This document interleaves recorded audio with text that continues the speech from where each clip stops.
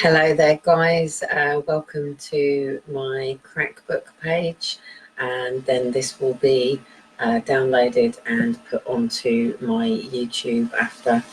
And hello to everybody who's been with me since 2010 and everybody who's come in since Aaron and Faith were kidnapped by Flintshire County Council, and to people who pop in and pop out.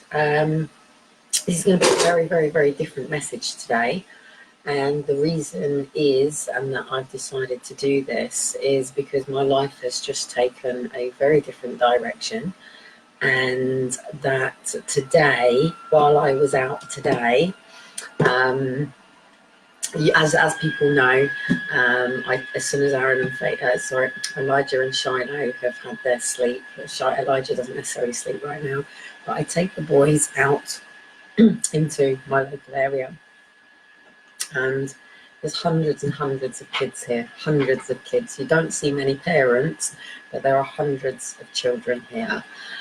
We have Somerstown Central Place here. I can't take any photographs in there because it's all shut down, but we can't take photographs in the play area. We have the hub that is just in front of my window here, which is Somerstown Central Hub. In there is the housing office for Portsmouth Council for the residents here local. All the members of staff that are based here are based in the hub. The hub has a cafe, it has a doctor's surgery, a specialised dental surgery, and it has many different things for community activities. The majority used by outside of this particular area, because the majority of people who live in this area can't afford that sort of level of lifestyle. Now, I went out today, and both me and my children have found it very difficult today because a lot of our residents have now taken the garden and are starting to come out, and that's absolutely lovely, and for them it's absolutely amazing. But for somebody like me who's diagnosed with Asperger's, whether I believe it's Asperger's or whether I believe it's been childhood trauma or continuing trauma, I don't know. I still haven't gone to see the world's greatest specialist to do my brain scan, and I will. However, for me, it was a bit overwhelming to go out in the garden today. And also there was a situation where, as we were going out, I get the kids' toys, and Elijah didn't want to take any of his toys out with him, because every time we go out, immediately his toys are taken from him by somebody else, and that's fine. I teach my son to share. Elijah and Shiloh both decided that they didn't want to go in the garden today, and they decided to leave the gate and go off to the other area. Literally, as soon as we got to the other area, straight away Elijah come running to me while I was waiting for Shiloh, crying because straight away his cars had been taken off of him. And I told him straight, if you're going to live around here, Elijah, you need to learn to stand up for yourself. It is this sort of area you have to be able to hold your head, you have to be able to stand your ground, and you have to be able to get on with your life and not give a shit about what people think about you. Now, the problem is living where I live, I'm used to nice detached house, front door, straight into my car, and boom, I'm out, and I say hello to my neighbours, and I get on my neighbours, and occasionally we go to barbecues with each other, and that's great. You can ask for sugar and things, but you keep your own life to yourself. Now, the reason that I've decided to come out and do what I'm going to do today is we come back and we had a lovely time.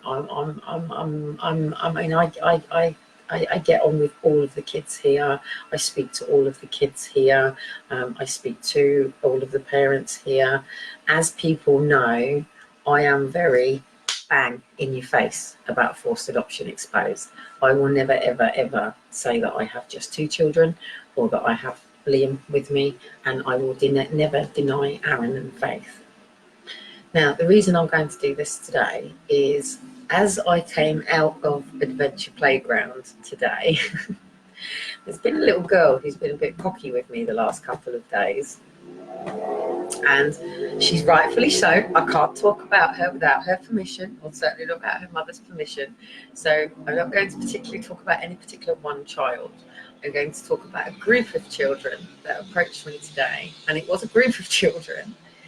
And one of them said, "Are you a YouTuber?"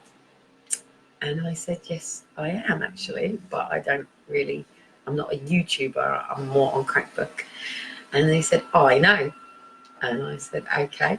And they said, "Your name's Kelly Cottam, isn't it?" And I said, "Yes, my name's Kelly Cottam." So straight from that, the kids have been asking me about my kids. They've been asking me about what I do, why I do it, what I talk about.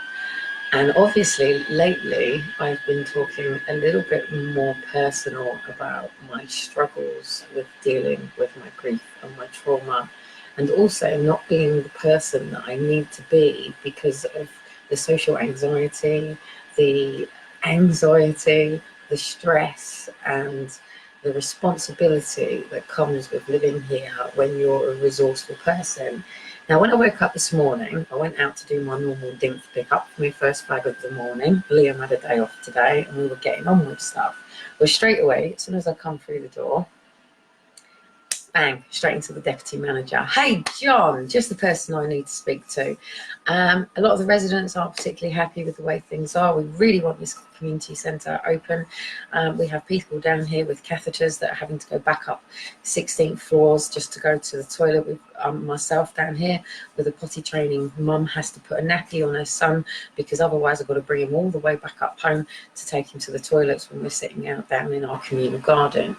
Now, being in a communal garden is very difficult as it is. Being a campaigner and doing what I do in your local area is not always so great. Now, I'm going to go completely off track because I'm here to introduce myself to my local community. My name is Kelly Avis, and I was born in Portsmouth, St Mary's Hospital as Kelly Hill. And I was taken from my mother and placed with my grandmother. I don't know to the extent of who was involved in this, how far it went. I don't know much about that particular side of my childhood because I returned to my mother when I was 3. But I know that I was born here in Portsmouth on floor 4 of St Mary's Hospital.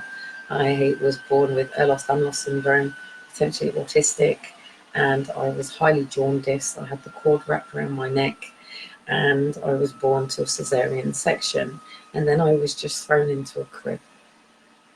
I was an unwanted child, not necessarily by my mother, but I was an unwanted child by the whole system because I was born to a teenage mother. All my medical was neglected, all my needs were neglected, and my mother was handed the pill. My mother did not connect with me, she did not bond with me, and I was not placed on my mother or with my mother at all. I was treated as an inconvenient child that shouldn't be here, and was not nurtured or loved or given the same that a child born to a married couple who have their lives together, and I certainly was not celebrated. I wasn't raised in Portsmouth. I didn't live here. My mum was in Whitehill and my dad was in Borden. Now, I was conceived here in Portsmouth because my dad got my mum on a motorbike and got her to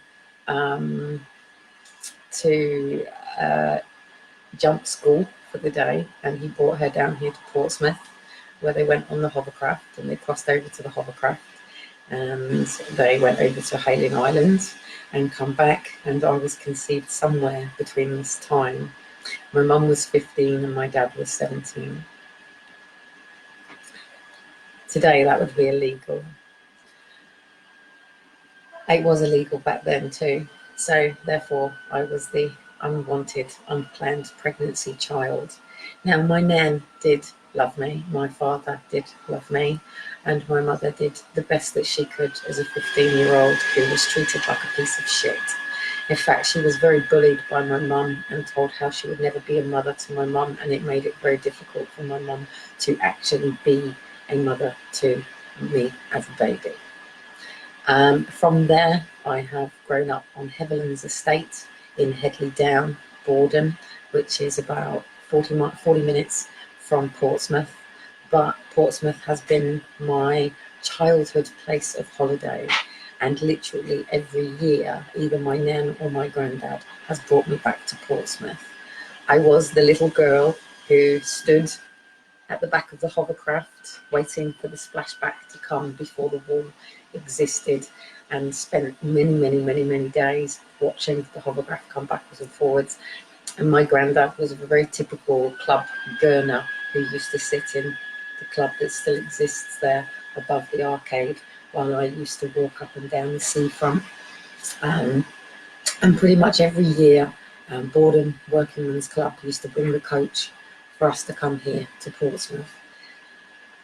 The Portsmouth football team has always been quite big. Whenever anyone used to say, who do you support in football, I always said Portsmouth. But that was just because I had a friend who was a student youth person who played for football and played for Portsmouth, who was a friend of mine, and we used to go on the bus to school. His name was Leon, and he went on to play for Portsmouth. I just want to say hello to the guys here and just explain, because people are coming in even more now, just to explain that I've been outed by my kids today, not my kids personally, but the kids out in Somerstown, of being a YouTuber, and literally my YouTube channel is being shared between all of the children and parents that live here in Somerstown, and that makes things a little bit difficult for somebody like me, because it means that you just take a snapshot and make an opinion. And as much as I don't give a shit what people think about me, I really do love my community here, and I really care about a lot of the people here, and I really am a good person. But it's going to be very difficult for me to communicate with the kids about my YouTube, because my YouTube is not exactly child friendly. And the reason it's not child friendly is because I'm an activist for child sex trafficking, child kidnap, and forced adoption, and parent alienation, denied contact, and have many networks of stings and operations for paedophilia, and exposing an elite circle, which isn't necessarily just a government circle. In fact, there's only actually a few people within each of the government and royals. A lot of it actually comes from the wealthy. The MPs aren't wealthy. MPs certainly aren't wealthy. They get 60 grand a year, and if they're wise enough, they will learn multiple sources of income. But the majority of them are on 60 grand a year and expenses, and they serve and work for the community. Unfortunately, the overseeing government coming down from the world that run us are not great people. And if these people were not overseeing the power, we could actually live in a really beautiful world. And unfortunately, until people like myself and many other people continue doing what we're doing, then other people are going to continue living the way that they're living. Sometimes you don't get to see the work that people like me do, because you don't ever need to come into this unless it personally affects you. Forced adoption personally affects me, because 2 of my children were taken for forced adoption. Now, I have included Portsmouth Council and Hampshire Police tagged in to this live. And the reason that I have done so is because I'm going to put my head above the parapet here in Portsmouth. I already know of 6 stings done here in Portsmouth. I already know legally of a social worker who has sexually, physically and emotionally abused the children in foster care, who has been removed. I already know that there is a very corrupt judge here in Portsmouth. I already know that there is a circle, as told to me on the day that I was arrested and assaulted by a police officer here, by a police officer who was part of the ones who were holding me, who pretty much told me, Hampshire is one of the most corrupt police stations you will find in the UK, from a police officer's mouth. In fact, there is also my Twitter, I might even tag them in it just to watch my back, Hampshire Police Watch, because it is that corrupt here. We also know it's that corrupt here that it's actually the same council that Hayden was hung under, because I'm actually the other side of Hayden. So all above belong here. So Winchester is literally two main things up from me. So you have Southampton, then Winchester. So all of that comes under Hampshire Police. Now, I haven't come back to Portsmouth since I was probably a teenager, and then a couple of times I came back. I have been back obviously since prior to living here. I've been here in Portsmouth now since July 2016. I came to Portsmouth with my partner, Ding, and was pregnant with my son, Elijah, our son, Elijah. We came to Portsmouth because it was where I was born and where I felt that I had care of duty and where I felt that I could turn to a council or court and ask for everything to be brought to a head. Did I know that I was going to go through social services 3 times in that time, to the point that today I have brought my relationship to an end? I don't know if it's a permanent end, but I brought it to an end to put Aaron and Faith beyond everybody and anybody, and to get my life back. And until I can get my life back, I am no good to Dean, and Dean is no good to me. He cannot be there for me. He's never going to understand this. He can understand parent alienation, but it's different. It's different. I don't know where my children are. I don't know who my children are with, and I don't know how my children are doing. With people with parent alienation, whatever they think about the other parent, they know where they are. Majority, some of them do leave, but they have that peace of mind that their children are with the other parent. They know that they are with the other parent. They know that there are family members around their children. They may not be seeing their children, but they know their children are with them. Now, if people who are parent alienation believe that their children are with abusers, then I'm sorry, you go to heaven and high water, and you don't stop, and you go out and you get arrested, and you keep saying that woman is abusing my children or that man is abusing my children, and you don't stop until it's done. Now, when you just walk away, I don't believe that those children are abused with them people, because no other parent could walk away knowing that they're abusing the children. I see dads here who believe that their children are being abused and they don't stop. It's different.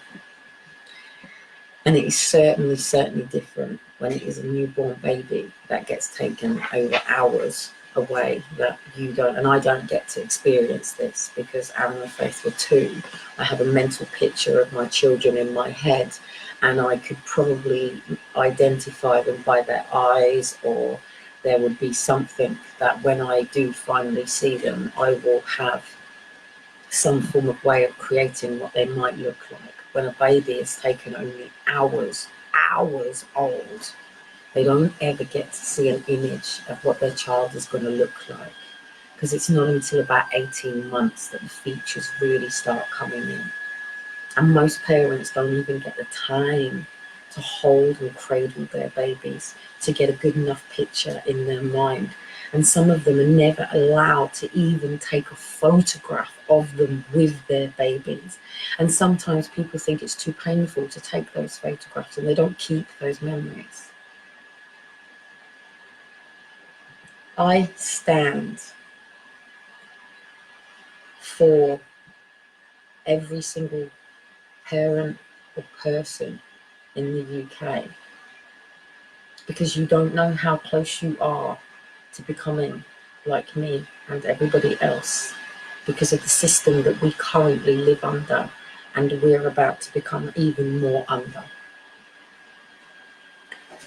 Prior to my children taken, I represented Challenge Britain and Step Up Britain, a very positive person, a coach, Christian coach. The Lord is my saviour. You know, Jesus rocks. I believe in the universe, Mother Earth, and I believe in our Creator. And never do I alienate either. So I don't just worship the Father and fuck the Mother off and call them pagans. And I don't just worship, well, I don't worship anyone, but, you know, respect Mother Earth and fuck the Father off, like the people who then say they're Christians. I don't believe in that divide. I believe that there is a Creator and then there's Mother Earth. And I believe that the devil is very real, and his greatest trick was to convince you that he doesn't exist, and his greatest trick was to get you tolerant to all of the things that he wants to continue. He wants you to be tolerant to the fact that I have 11-year-old kids smoking bongs outside my window. Not right now, but they do. That 13-year-olds are smoking weed on the streets and probably other stuff. They want you completely tolerant to the sexualization that is going on to our children. They want you tolerant to the homeless that sit outside co-ops and shops and corridors. They want you tolerant to the drunkards that you see around the streets. They want you tolerant to children in short skirts and children in sexual relationships. They want you tolerant to alcohol on Friday, Saturday nights, and hey, come home from work and drink a bottle of wine. They want you tolerant to the normalization of smoking fags. They want you tolerant to fucking this and fucking that, and you're a cunt, and fuck you, you fucking bastard. Language, profanity. Even Tony Robbins uses it now, just to make it. They want you tolerant to it. They want you tolerant to the totalitarian state that is coming in. They want you tolerant to the authority and to obey people that know nothing about you, of who you are, what you stand for, and what you're about. As David said, they want you to be sheep. The Bible says that the sheep will follow the shepherds. It's all about the sheep and the shepherds. I'm not here to diss or discard any of that. But when I say sheep, what I mean is they want you all to be the same.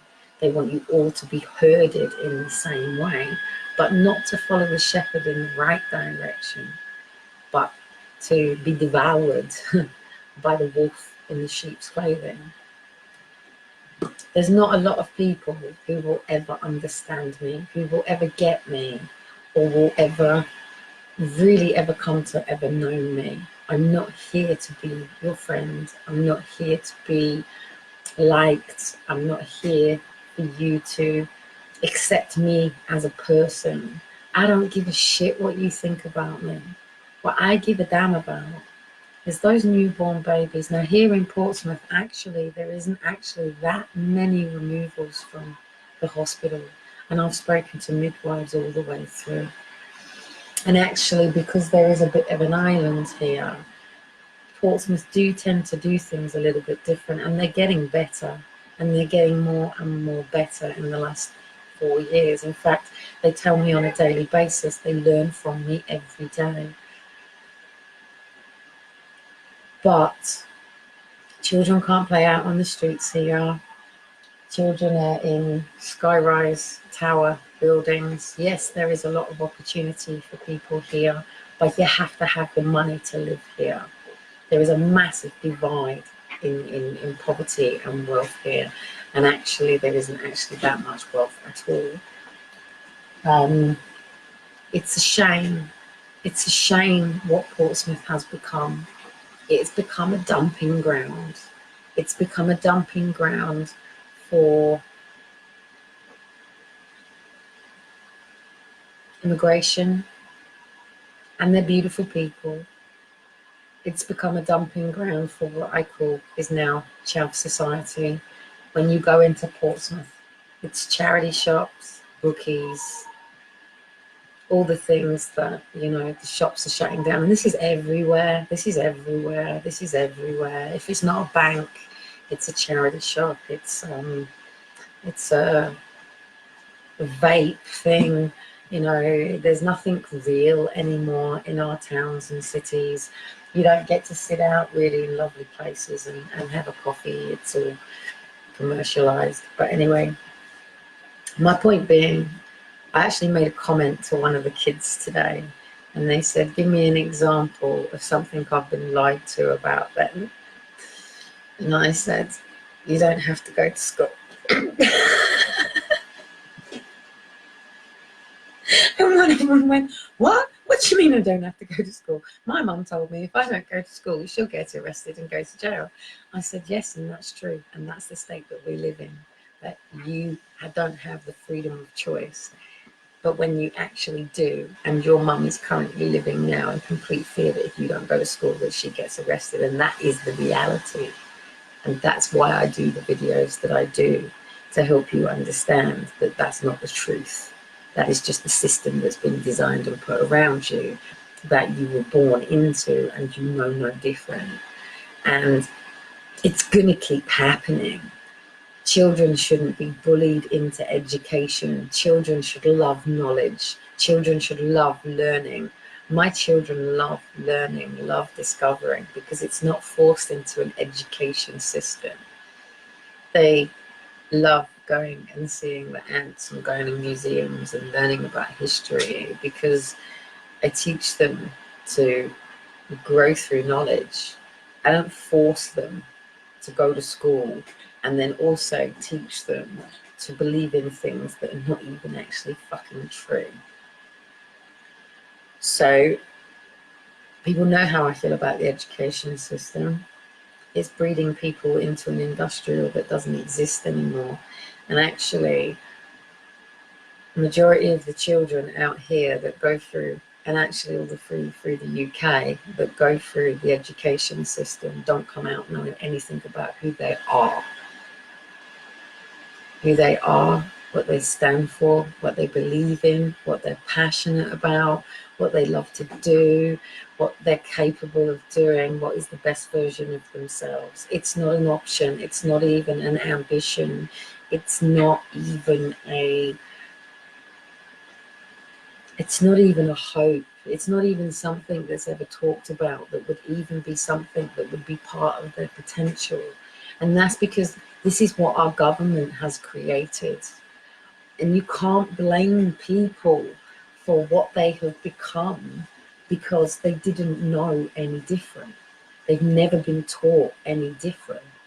The first day I ever questioned where my beliefs came from and why I have the beliefs that I had, it took me into a bit of a spin, because I started to believe and understand why I had been so defiant all the way through my life, and pushing boundaries and testing things and going, whoa, that doesn't make sense.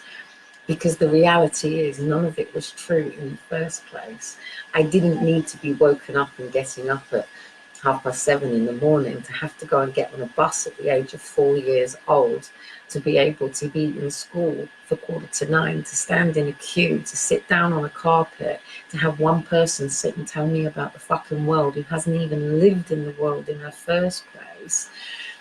And I didn't need to be conformed into that society, and I didn't need to spend every day with them same people, and I didn't need to be told that who I associate with is who I become, because that's not actually really true. Yes, if you're going to live in it all the time, but just because I live here, it's not going to be who I am. It doesn't define me. this being in a 1-bedroom flat with 5, now 4 of us, isn't it doesn't say anything about whether I'm successful or not. The fact that I get my head off of the fucking pillow every day and I keep going for myself, for Elijah, for Shiloh, for Aaron, for Faith, for Liam, for Daniel, is a milestone, as it is for me right here, right now. Now, to the people of Portsmouth, you'll see me around. I'm the roller skating mum. I'm the mum that you see with the buggy and the roller skates going off around town. I'm the mum that you see who's out and about, and sometimes I struggle. Sometimes I have a child running one direction and a child running in another direction, and it's a city. It's very, very, very difficult to have little children around a city. It's not easy. But I'm an EDS mum. I dislocate my body, I separate my joints, they sublocks, they pop, they crack. My nickname is Kellogg's. They call me Kellogg's because I'm snack, crackle and pop. And I struggle every day on little silly things. It might even be that I might have to get up to that plate here in this cupboard. But as soon as I do this with my arm, this shoulder will sublocks and dislocate. So sometimes I to go onto my tiptoes and I don't raise my hands. But if I'm into a shop and I get stuck like that, I might turn around and say, "Oi, you, do you mind grabbing that up there for me?" But sometimes we don't do that, and it can get a bit difficult and get a bit ratty. But the reason that I really, really, really, really want to speak to the Portsmouth people now is because I feel that I have to work with what I've got, with where I am, with the resources and tools that I have around me. And that means that I'm going to have to work from right here, from where I am, with what I've got, with the means and tools around me. And that means I'm going to need help from my local community. And in order to do that, I'm thinking of shutting Portsmouth down. I'm thinking of sending a very, very, very harsh message to the Chief Executive of Portsmouth and to the Chief of the Police and to social services and to all of the agents of state here. Like I said, I am thinking about it. I'm dwelling on it. I'm surveying, which has already been done. Now, when I came to Portsmouth, I came here thinking I was going to get my life together. I came here thinking that Portsmouth were going to actually now read through my paperwork. I would then go to court here with the police and we would bring back my children. My children were kidnapped. Blatant kidnapping, done in 3 minutes. In fact, planned, fucking up to 9 days before that 3 minutes that I even knew anything about. Because I found the first set of foster carers, and they're lucky I don't fucking kill them after what I know now. But I did ask them, when were you told my children were coming? And it was way before that. Way before they were even taken. They knew that they had 2 little good children coming. So I'm going to wake up tomorrow and it's school holidays, and the children that have been Googling me and watching bits are going to go home to their parents, and they're going to tell them about this woman that's been arrested and her kids taken and all of that. And rumours are going to start, and people are going to make assumptions, and I may be asked questions, I may not ask questions, I might get completely alienated. Whoa, I could even have to go through the whole she's a child abuser again and what she got her kids for again, do you know what I mean? When I first came here and I was over there in a Roberts Centre, I kept my head down, I kept myself to myself. I carried on doing what I was doing-ish here. You can't take it off Google or YouTube. But, you know, I did find it very, very, very difficult, and I still do find it very difficult. So I haven't jailed here in Portsmouth. I haven't gone out to make friends or be part of a community or join anything because one, I'm in a 1-bedroom flat. Two, there's no sand here, and I need to live somewhere with sand. And three, I fucking hate Portsmouth. I really hate it. It is no longer that really beautiful, lovely place that I used to come as a kid. They just want it to be a student town now, and everything is for the students. Even my local shops doesn't cater for parents. It doesn't cater for nappies and baby wipes and all that sort of stuff. Or if they do, they back it up really expensive, so it's a nip-in shop. You know, I've had to live today. Even coming back today, I've had a blue, you know, little Fiesta with 2 police officers in it, driving around fucking all day. Everywhere I've been, they've been parked up in front of me. They've been parked up over the other side. You know, maybe I'm walking through the middle of a big drug bust that's going on. Who knows? Maybe there is. Maybe they're all watching somebody completely different. But when I was walking, I was walking. It wasn't in the car. I was walking. So I go up one side and they're up there. I come back through the middle. They're parked up over. Then they pull over. Yes, chances are that they were following and looking for somebody. I don't want to be living like that. I cannot be living like that. It does my nut in. There is a big problem with paedophilia and child trafficking here in Portsmouth. I don't know statistically how much, and this is why I need your help.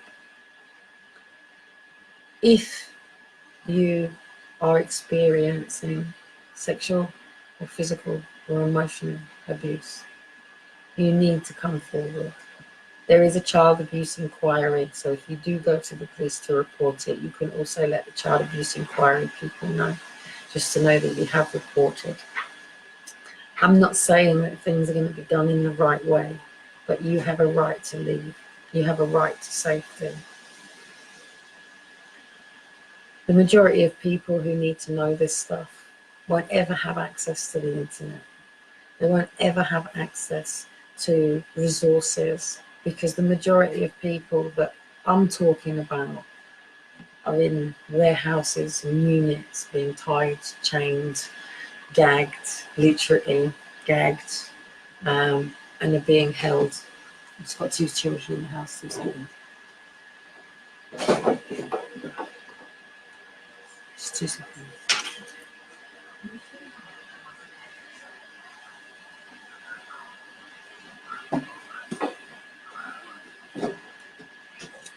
My eldest son's still awake, bless him. The majority of people that we are talking about will never see the light of day again. Most of them are killed, or most of them do sometimes get found, but the level of trauma that they live with, society, is a very difficult place, and it takes a lot of strength and courage to overcome something like this, and some people do. But tomorrow I'm going to probably have to face more questions and more things. So what I want to sort of say is that prior to living down south, I moved up north, and I was married to the army, so why wouldn't I be leaving Gordon? I would, of course, have married the army, wouldn't I? In fact, my dad used to sing to me, 369, the goose drank wine, the monkey chewed tobacco on the street, Caroline, the line broke, the monkey got choked, and we all went to heaven in a little rowboat. Clap, yeah? What was it? My mama told me I kissed a soldier, now she won't find me a Robert Downey. So my dad always told me to stay away from soldiers. I ended up marrying 2 of them. But I had lived up in Preston, and I'd been trying to come back down south for years. I had been stuck to living up north with my children, Liam and Daniel, settled into school, and I'd been trying to come back down south for years. I'd literally got divorced, got stuck up there, and stayed for my children to see their father every other weekend, always trying to come back down south. Could never get my head around the difference in prices, like why I could live up there in a 4-bedroom, three-bedroom detached house for 550, and then I'm looking at the same thing down here, and there's like 3 grand. How does that happen? And it was really difficult for me to make that leap. So when I settled down years later and I had Aaron and Faith, they were just getting to school age, and I thought, if I've got to go, I've got to go now. It's like I've got Daniel settled. He's going to stay with his dad. He was with me at the time, but I'd spoken to his dad and said, look, if I go to get Aaron and Faith into school down south, then Daniel would oversee his exams, and yeah, you know, Liam was coming with me. He was going to college down here, and it never quite worked out that way. I came all the way down here, came to see a school and everything, and then it all just went tits up between me and my mum again. That I thought, right, fuck it, I'm not going to be leaving the north, but I didn't want to live in Leyland. I wanted to move closer to the sea, so we chose Southport, and it was great, but I hadn't actually found a home yet, and I was in hotels, and all of a sudden I had social on my back because people were saying I was living in a car. I wasn't. I went to Pontins initially. I was evicted from where I was, but I was burning my bridges. Tony Robbins taught me, burn your bridges. And we had made it to Southport, and we actually had found a rental, but I wasn't to get to moving in until October. So we were in the Ramada Hotel. We were in a suite. I'd gone from traveling. I was working. I was literally, you know, taking Aaron and Faith to nursery. Liam was at college. Daniel was still at school, but had stayed with his dad in Leyland. We were literally like 30 minutes away. And then, of course, I'm getting calls from social, and it's like, whoa. And at that same time, I've gone to London to I think, I can't remember if it was Kevin Green or National Achievers Congress. And that's when I went to see an old school friend, and I'd found out that her daughter had been taken for forced adoption, and I was at the police station, and then all of a sudden I got a phone call, and it's like, where am I? From social, up there. And it's like, well, I'm down in London. And it was like, well, what are you doing? I was like, well, I'm at my mum's, it's fine. And then, you know, lo and behold, I start to question, why are these children being taken? And, you know, and it's like, hang on, why have I even got social saying, well, you know, we'll take the kids into foster care while you sort yourself out? And it's like, no, I fucking sleep in my car with my kids if I had to. Do you know what I mean? I'd be on the fucking streets with my kids if I have to. We go down as a family, we get up as a family. It's as simple as that. Now, if foster carers want to take us all in, that would be a different matter. That would have been great. But hey, we weren't being offered that now, were we? So anyway, I went to Save the Family. As soon as I got to Save the Family, kids are being taken left, right, and fucking centre. And this was really crazy. I couldn't get my head around it. Like, everybody thinks that if you have had kids taken, you must be a really horrible person. You must be a fucking monster. You must be raping, beating, and doing all sorts. Well, I'm sure if that's what you were doing, you would be in criminal courts and you'd be in prison. The majority of people who have had kids taken are not in prison. They're out here walking amongst you. I am one of them. I'm not a child abuser. Never abused a child in my life, never will do. I do think maybe telling the child today that legally they don't have to actually go to school and it's all a facade probably might get me a punch in the head from the parents. But you know, you can homeschool your kids. It shouldn't even be an option between education and homeschool. It's just the fact that you give birth to your children and you give them the lifestyle that you choose to give them. But just as we have a state that says that we protect children that parents don't look after, the children, we also have a state that says we want to give your children an education too. And if you do not conform to that education and put your child into that school that's local to you, in fact, people are having to go miles for schooling now here in the UK. It's ridiculous. It wasn't, I thought about it before even doing this message. I thought, oh, what can I say? How would I present to the people? Because actually, I'm probably going to run as an MP here in Portsmouth if I stay here. I'm thinking if I end up here, then in 2022, then if the world is still here, yeah, of course it'll still be here, but it won't be the same by then. I'm just plugging in. Then yeah, I would. If I do stay in Portsmouth and I don't go off and travel, then yes, I would run under the general election as the MP for Portsmouth. I hope before that happens that we've dismantled all of this altogether anyway, and we have the proper assemblies, and it won't. I won't have to wait until 2022. But my peace of mind is probably not there at that particular point at the moment, and my childcare and everything like that. But I don't know. All I know is that there is a investigation. Well, there will be an investigation. It's currently an inquiry, and we need it to become an investigation. And it doesn't matter whether you're here in Portsmouth, or you're in Guildford, or you're in Borden, or you're in Scotland, or you're in Preston, or you're in Manchester, or Liverpool, or wherever you are. It doesn't matter where you are in the UK right now. Every single one of us needs to have a voice in this matter. Obviously, if you've been affected by social services, then you're going to understand these processes and procedures a lot better than people who've never been through it. So hence why we need people who have. So to anybody here in Portsmouth who has been through social services but not got the help and not had children taken, you also need to come forward. And even about adult social care, because I'm 41 now, I'm going to get to 50, I'm going to get to 60.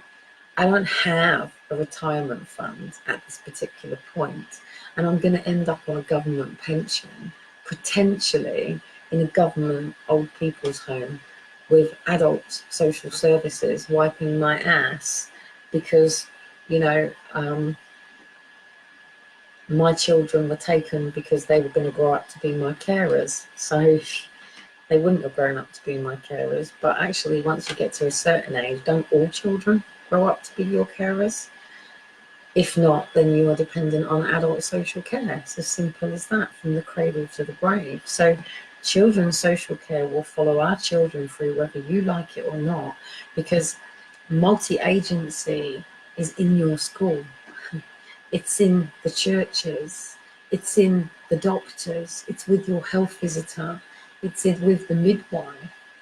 That they all have safeguarding officers, whether you see it or not. Your school has a safeguarding officer. The hospital has a safeguarding officer. The midwife has a safeguarding midwife. And your GPs has a child protection doctor. It's everywhere. It's in the entire system. It's everywhere. And from that, there is a loophole within all of it. That one, the children in social care are not being looked after anyway. Children, the moment they are with foster carers, rebel. Some of them will dote on you, but it is a temporary. They're just trying to find the placement of their mum and their dad. Every single one of us has to change the way that we're living right now. None of us should be in poverty. Dean said to me today that there's 4 million people in the UK living in poverty. 4 million. That basically means that 4 million of the UK are pretty much living under £1,500 a month and less. Like, do you know the majority of people aren't on minimum wage? The majority of people wouldn't know what minimum wage was. When they did, they were doing that when they were at university, working in the pubs and the clubs to get themselves through uni. That was probably the lowest they ever went, do you know what I mean?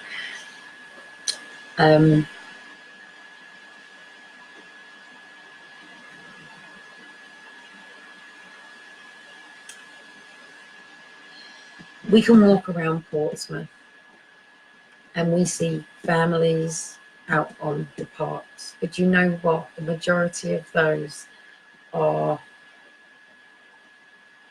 Asian families, Pakistani families, and they all come out. But you don't often see the Brits. You'll see a few groups, and if you do, then they're lagering it, they're getting pissed, they're getting stoned. They might be smashing a few bottles. The real families that I ever see here now are the Eastern families. So that's when you see real families down on the park. You see a lot of single mums. If you see a white coloured person, a lot of single mums, and occasionally you'll see a family out, but you don't see big clusters of big white Western families sitting down at the common having big picnics and lots and lots and lots and lots of people. It's never our culture that's doing that. And I think that's really sad as us as white Westerners. In fact, I would say that us white Westerners have really lost the concept of what family, what community is about. And we have been so institutionalized to our system that we've really forgot who we are and what we're about and what we stand for and why, what we love, what we're passionate about. People look at me like a leper for going around on roller skates because, hey, skateboards and roller skating are for them kids down at the skateboard park. But if I was in California, honey, it's everybody out on their skates. And just to say, Portsmouth Council, by the way, and it's not just to Portsmouth Council, but to government as a whole. I was reading something on the general elections today, and I'm going to read it out to you right now, because I think Portsmouth need to maybe bring a lot of their army and their police and their navy people forward. This is really bad practice. Let me just read something about who cannot run for government. Very interesting, I see today. Where is it? People who can't run for government.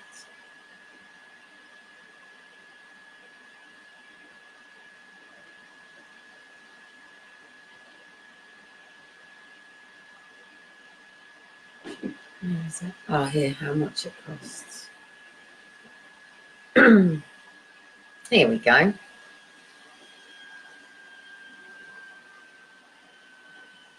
There are certain people who are disqualified for standing as an MP.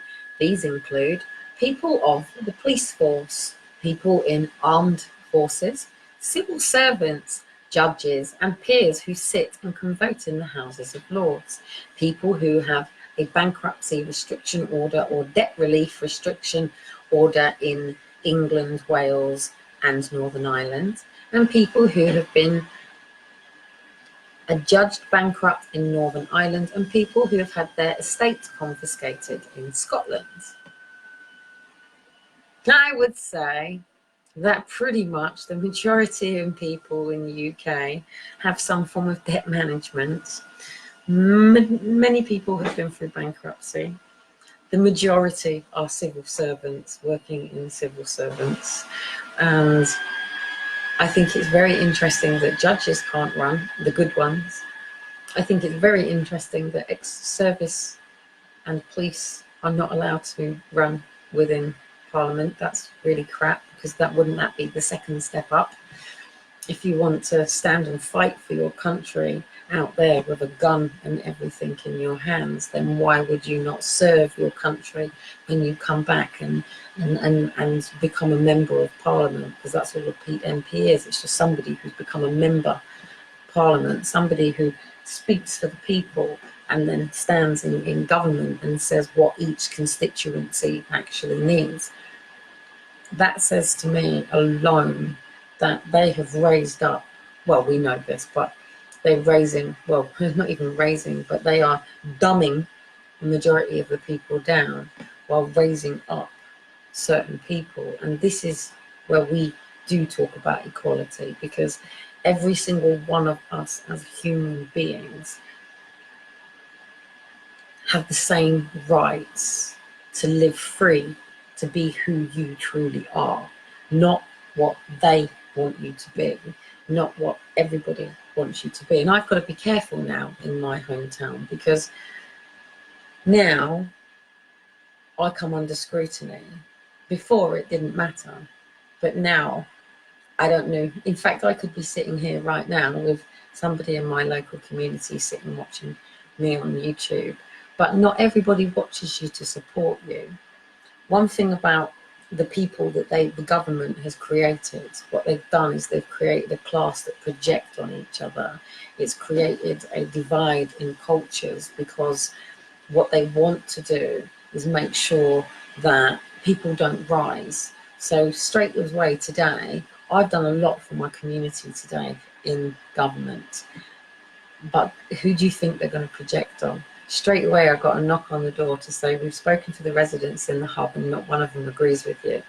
Funny that, because I'm not talking about the people in the clique that use the community centre between 10 and 11:30. I'm talking about the residents in here that don't get the opportunity to do so because of the outside residents that are in here, and they don't want to, because a lot of people here have social anxiety. A lot of people here have depression, suppression, and are struggling. Some people work and keep their own lives, but the majority of people here are either on the end where they're on retirement, and this has been what they have worked their entire lives for, to end up on government pension in a block of flats. And that's what you're all doing as well. Every single one of you is going to work every single day to build your home, to build your thing, because then all of a sudden you're going to get old and you're going to get frail and you're going to need help and you're going to need care and you're going to have to turn to adult social care. And you're going to be on benefits, because if me as a 41-year-old right now is not paying in every month into my savings plan, isn't buying property, isn't playing on the stock market, isn't investing in this to make sure that when I get to retirement age that I can sell up all my properties and everything to make sure that I can sustain myself, because to live on benefits your entire life all the way through, it gets worse at pension, by the way, because obviously it doesn't consider any of your children, it's only paying for you as one individual. The only people who own their home where their children lived is the people who have bought them outright. And there are quite a lot of people in the UK that have done that, but not enough. But still, you don't own it, because when you die, it will go to your children, or it will go to whoever you put it into your will, or it will go back to the state and it will go back in the box again. When you die, okay, how much of your wealth do you think you can take with you? Honestly, ask yourself, everything that you own, this jacket, my loom bands, your phone charger, your sunglasses, the car that you drive,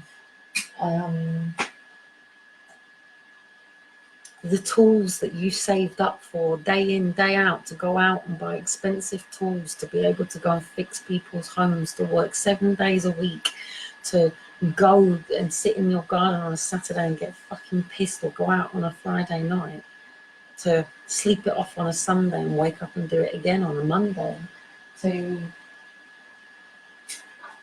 this. Do you even really think that that is a real tomato?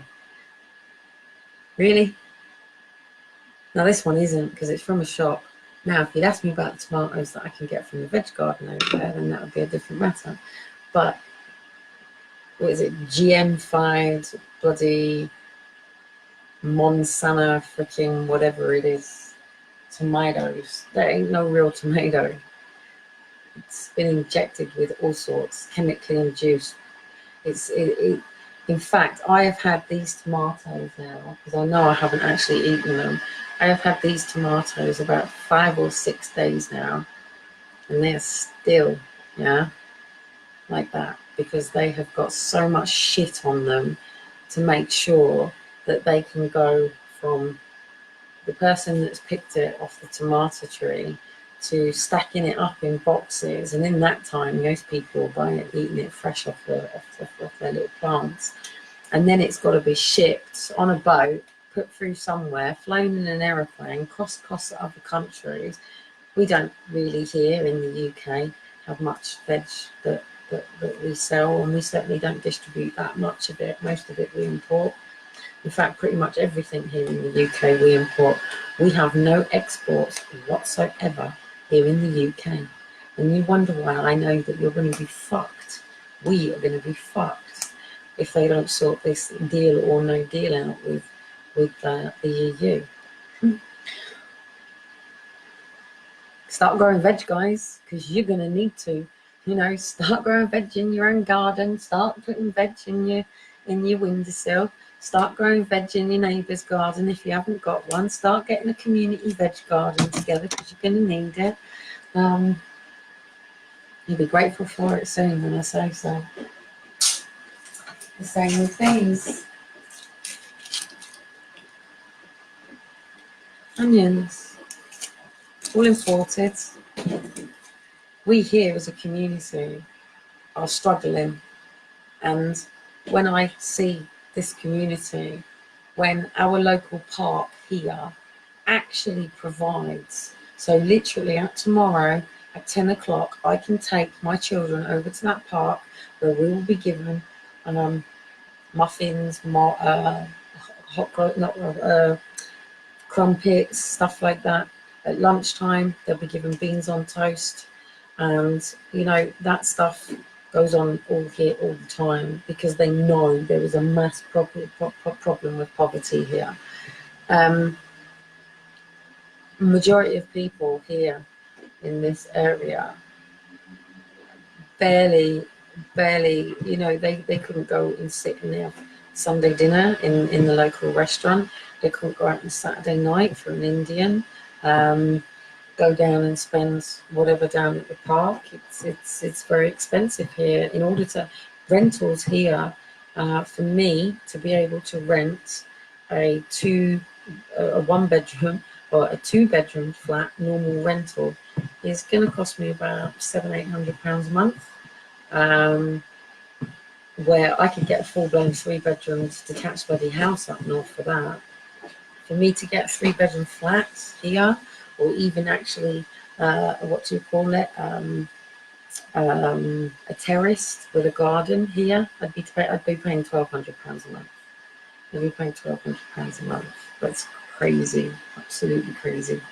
But also, again, you know, people like myself have messed up our credit scores.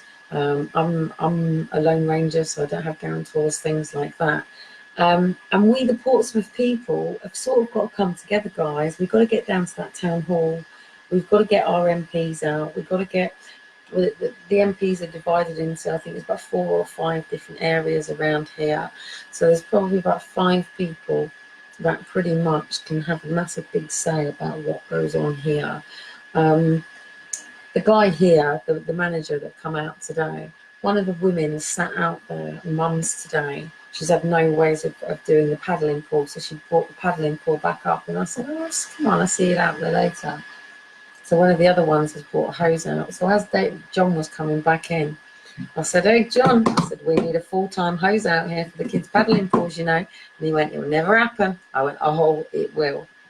Now, one of the reasons that I need to speak out is that I am willing to do a lot for the residents here, because it's really difficult for me to be here without doing something, because everybody is struggling. I had a bit of a banter with a mum today who I'd said to Elijah, you've got to stand up for yourself. And she's trying to say to me, hang on a minute, my son asked your son if he could use a scooter, his car thing. But at the end of the day, my son's come running to me crying. Sometimes someone can say to you, can I have that, please? And you say yes, not because it's what you want to do at that time, but because a lot of people haven't got the balls to say no. No, actually, my bucket isn't full right now. And right now, actually, I don't particularly want to share or give you something because my needs are so completed that I need to deal with me right now. And there's nothing wrong with putting yourself first. There is nothing wrong. It's not about being self-centered. It's not about being all that. It's that until you fill your own bucket up, you can't overpour to other people.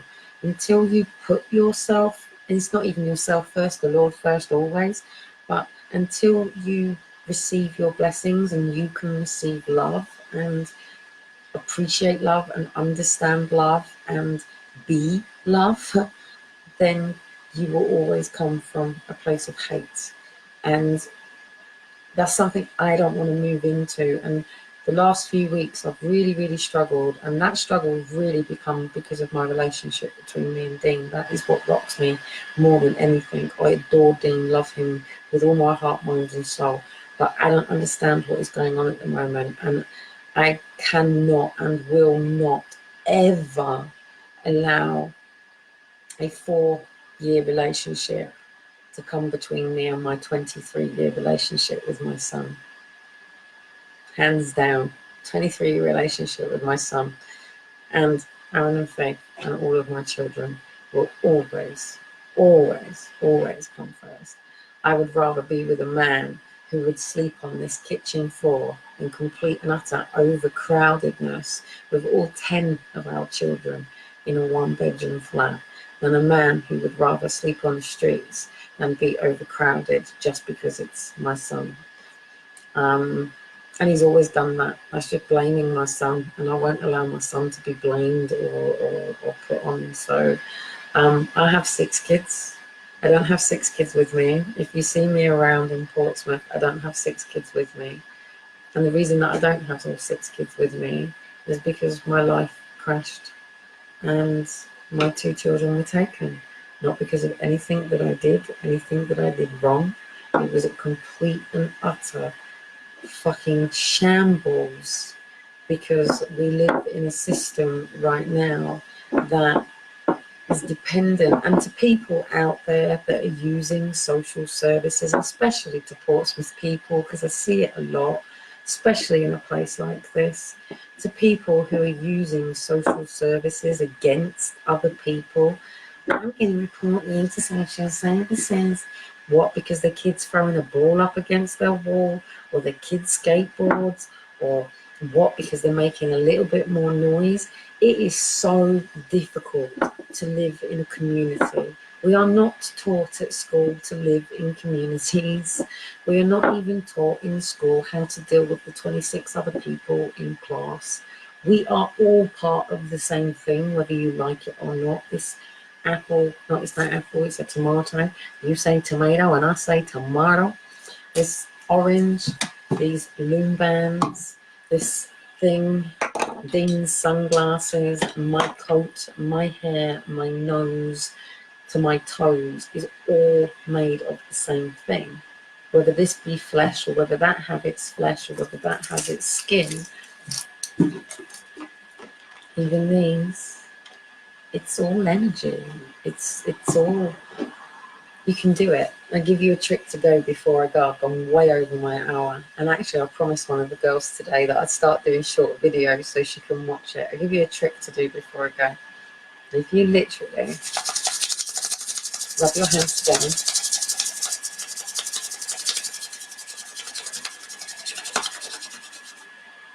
right, and now try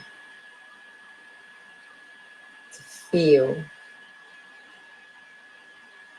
in between your 2 hands, and just feel what's going on in between your 2 hands. And I'm really harder.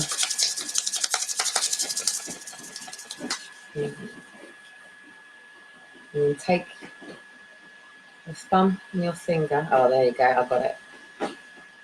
Close one eye and look between the two, and there'll be like a force field that comes down in between your two fingers. And you should physically, if you can get enough going in your hands, you should physically, there you go, I can see it. You should physically be able to see the energy that moves between your two hands. And if you ever seen a really hot road and it all sort of starts coming up and it starts smoking, that is the same energy. Same energy. Why does my hair not stand up like this? No, well, it does actually. But we are all connected, whether we like it or not. But my door's going crazy, the wind's going crazy. Do you know, so probably didn't do this video, and if you are from Portsmouth and you're starting to actually understand it, that's that scatty woman that's running down the road. That loop, what is it? Fruit Loop. Fruit Loop. But anyway, to my local community, hello. Yes, I do YouTubes. Yes, I do videos. And the reason that I actually do these videos, because I'm going to go to like 11 minutes over my hour, and anybody who can sit for a full hour and listen to me, I feel like I would want to. But like if, well, actually I would. I'd come. Would you come and listen to me for 4 hours talking? Probably 3 days. 3-day immersion with me talking. Maybe. But to the people here, like, give us the benefit of the doubt.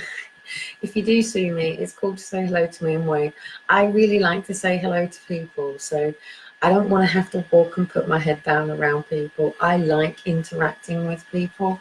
I love to talk to people. I love, you know, if we're at the park, do please come have a conversation. If, you know, you're a social worker, come and have a chat with me. If you're a police officer, come and have a chat with me. I had a great conversation with a police officer down at the beach the other day. But more than so, to the Portsmouth people, it's time that we get together now. It's time that we come together with a proper people's assembly here, with people really, it doesn't have to be on the streets, it can be in a big room, it can be whatever. We can meet in the civic hall in the town centre, but we have to come together as the people of Portsmouth now and literally say what we want. I won't put my kids into the schools in this area, no way. I do believe that the art gets a lot of, you know, they're really good, blah blah blah blah blah, but I still see the agenda, I still see it. And and there's some great schools here as well, some great grammar schools, big boarding schools here as well. And the streets are very clean here, I'll give you that about Portsmouth. We've got a very clean city here, but then we've got dodgy alleys and back ends and shit that goes on and stuff like that. But we do need to, here in Portsmouth now, say, look, there is some shit going on. Children are being trafficked. Social services are failing people. The NHS is failing people. But we, the people, are failing ourselves too. And we could do here in Portsmouth with a really great big community day where we have all of the things that are available to us right out in front of us, so everybody can get a bit of a taste of something, you know, be it going swimming with your kids, actually, you know, what things that people can maybe do in the seas, that actually then yachts aren't for the rich and this isn't for the poor, and actually you can come along and experience stuff and you can learn the steps to go from where you are to where you want to be. And you know, and we need to really bring this here in Portsmouth. But it starts with saying hello to each other.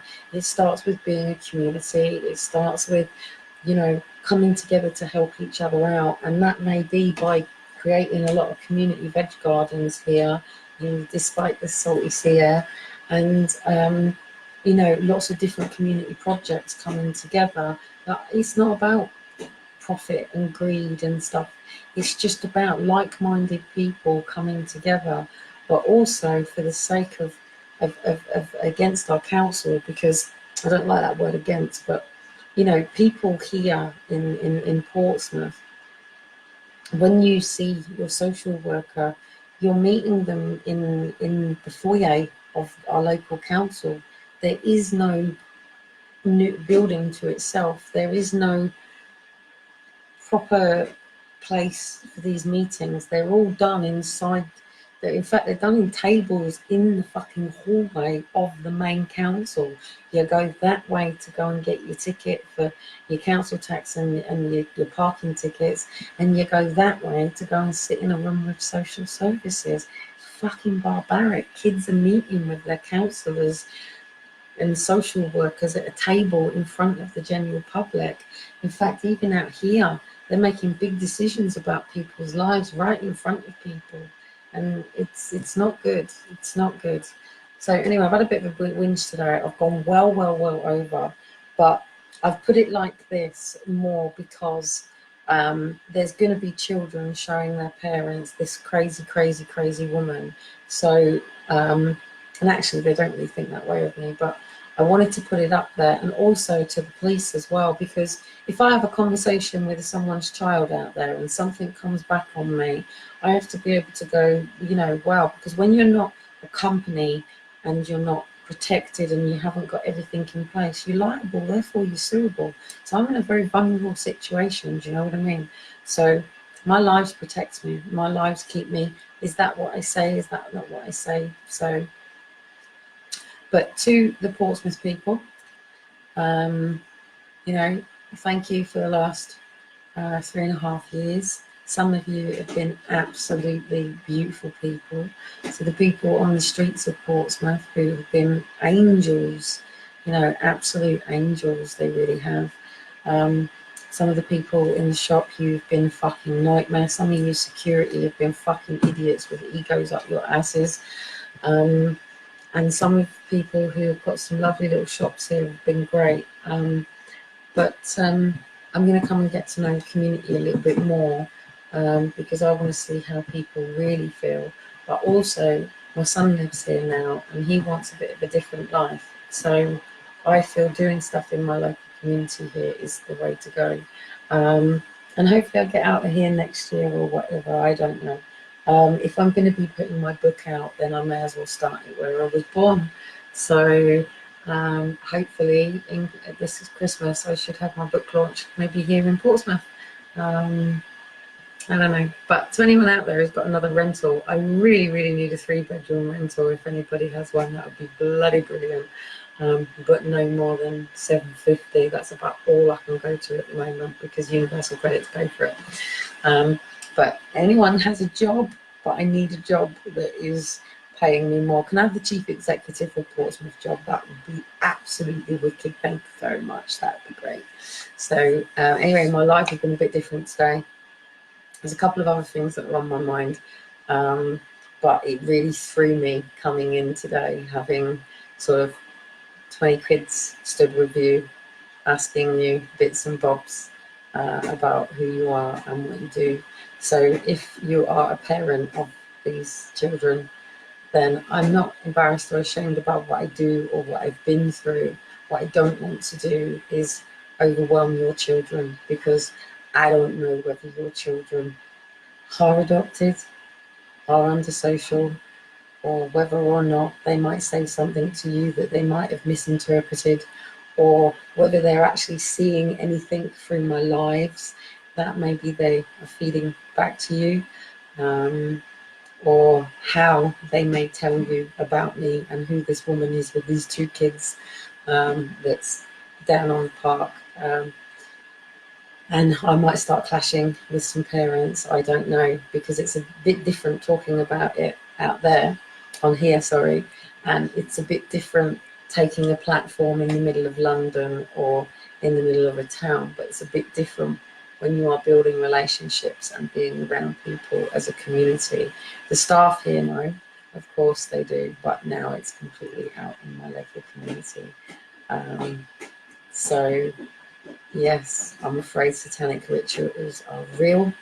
Children are being kidnapped for body organs, paedophilia networks, child trafficking. It is going on here in the UK. It is a worldwide problem. It is an epidemic. paedophilia has become an epidemic, and our children are being influenced in ways that we, the parents, need to step up now and go, whoa, whoa, whoa, whoa, whoa, whoa, whoa. We're not having this. We're not tolerating this. And we're not going to be fearful that if we put our foot down with our children and discipline our children, the social are going to come in and take our kids, because they're our children. And we, the Portsmouth people, now need to become and learn how to become freemen of the law. And there's a few things that I'm going to put out to the Portsmouth network. So I'm hoping that Portsmouth are going to step up Portsmouth and maybe help me a little bit by helping yourselves. I'm a bit grinny at the moment because I think it's actually quite funny what's happened. I'm just a little bit apprehensive and unsure on how the next few days, and if I'm still here in September when the kids go back to school, and I'm laughing about this all, then it's all good and it's all well. But I am actually thinking of doing an evening with Kelly Cotton over at the Hub and charge and do it as a fundraiser, tickets and all that sort of stuff. And who knows, sometimes maybe people do want to listen to my story that haven't necessarily been through it and can relate to what I'm going through. And maybe other people out there maybe do understand. And I need to get back to who I was originally before my kids were taken as well. And I'm a coach, I was a youth worker. And my YouTubes and social medias should be family friendly. So the next question that I'm going to ask and probably do my live on tomorrow is, how do we explain to our youth what's going on and how to safeguard themselves? And rather than having to teach them to take back their heart, minds and souls, how do we teach them to protect their heart, minds and souls, so we are not raising the next generation to be just as broken as the society that we've built today? We need to be raising children so they thrive and, become the future that takes our world to a whole new level.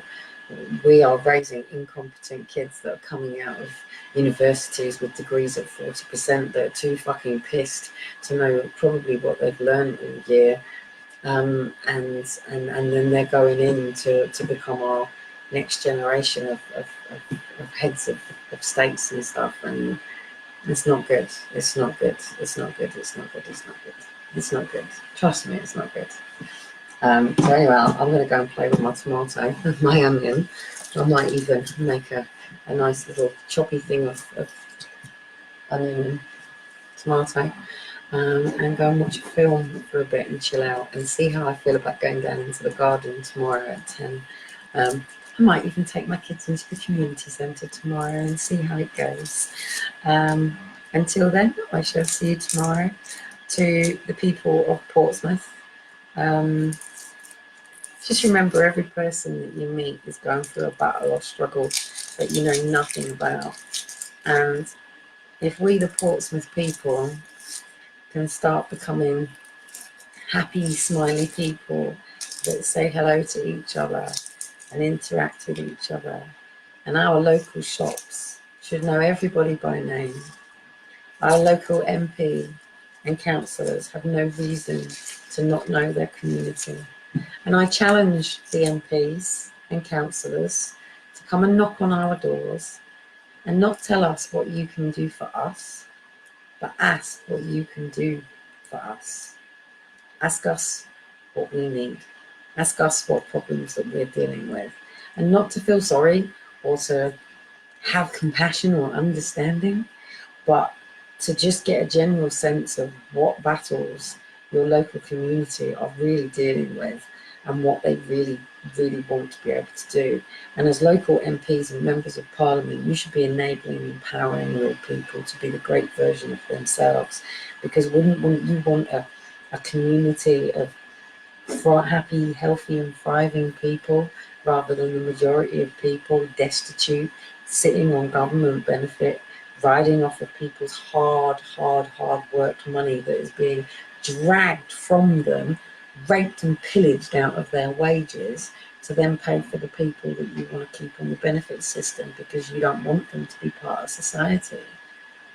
And it's not very good, by the way. Everybody should be a member of society, and everybody should know how to fend for themselves, and everybody should know how to monopolise for themselves, and everybody should be taught that we can make money and products in a very different way than selling our time and being slaves. And it's about time the education system started teaching people that. And I think our education system needs to start teaching that money is just a piece of paper for exchange of time and service. It's a resource, it's a product. We are not the product. We are human beings, not human doings. And our youth don't need to be confined to just, there's more to our youth. I think it's great here that we have a sports team that comes out to do football and stuff with the kids. But, you know, 1, 2, 3, 4, 5, that's the first fundamental stages. That's the greatest stages of any child's lives. And we're fucking the first 5 years of kids' lives up. We really are. We really are. This society is really fucking it up. Children need to be playing with ants and mud and dirt and, you know, getting out there and being in the fields and going crab fishing and doing really wonderful things, not living in a health and safety nightmare. So anyway, I didn't feel that I could come on and talk about what I was actually talking about, knowing that the first live that I did tonight, that a bunch of my kids, and I call them my kids, I suppose, they're not my kids, but I've come to know them the last 3 years, and they're growing up around my kids, and a lot of these kids are the reason that I get through every day. They're the ones that go and help me with Elijah. They're the ones that are on the park with one of the kids while I'm with the other ones. They're the ones that are my extra eyes and ears, and they're the ones that give me a smile and a hello every day. I did think they'd all been weird with me the last couple of days, but one of them actually had the balls to ask me outright today. And it was a bit of a weird experience, but I don't know, sometimes you've got to start with your own community, haven't you? So where I live right now, this is my local community. But if anyone's got a private rental, please get me out of it. I hate it and love it at the same time. So anyway, Portsmouth, it's time for you to step up. We have a city hall out there, and I want to start seeing the people coming together and assembling and holding the council accountable with our demands of what we want for our local. Portsmouth don't do a bad job on some things, but they're fucking corrupt in others, and it's time a lot of stuff did change here in Portsmouth. Just before I go, things like service charges that aren't actually being done, economy 7 heating, gotta go. You know, there's a lot of stuff that needs to change here. It's a dumping ground, and if you came here, you would understand what it is that I'm talking about. And it's a naval base, and it's a student city. It's in one of the biggest sort of changes, but let's hope it can change in the right direction rather than the wrong. And also, don't take me personally if you see me. Sometimes I don't want to talk to people, sometimes I do. I sometimes can be a bit of a narc, sometimes I'm going through something, sometimes my body is absolutely killing me and I just want to get home. And sometimes I quite like to just sit down in the field and chill with a bunch of strangers. So I'm going to engage with Portsmouth even more. In fact, I'm going to make sure I've got charger and people that I can charge around Portsmouth. And I'll maybe show you. Not everybody wants to come on live, but who knows? I might go and introduce you to Alan, my friend who lives on the streets. He'll probably come on live. And I'll see you all tomorrow. Speak later. Bye.